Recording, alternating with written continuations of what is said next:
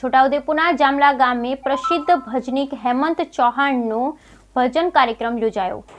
છોટાઉદેપુરના જામલા ગામે પ્રખ્યાત ભજનીક હેમંત ચૌહાણનો ભજન કીર્તન કાર્યક્રમ યોજાયો। પ્રખ્યાત ભજનીક હેમંત ચૌહાણના ડાયરાનો કાર્યક્રમ છોટાઉદેપુર નજીકના જામલા ગામે બાબુભાઈ લટુભાઈ સોલંકી દ્વારા આયોજિત કરવામાં આવ્યો, જેમાં આસપાસ ગામોમાંથી ખૂબ મોટી સંખ્યામાં લોકો ઉમટી પડ્યા। કાર્યક્રમમાં પ્રજ્ઞશ્રી એવોર્ડથી સન્માનિત વિખ્યાત કલાકાર હેમંત ચૌહાણ ઉપરાંત દેશી ભજન દિગ્ગજ કલાકાર જમનાબેન ગોદલિયા પણ તેમના મધુર કંઠે ભજનોની રમઝટ બોલાવી।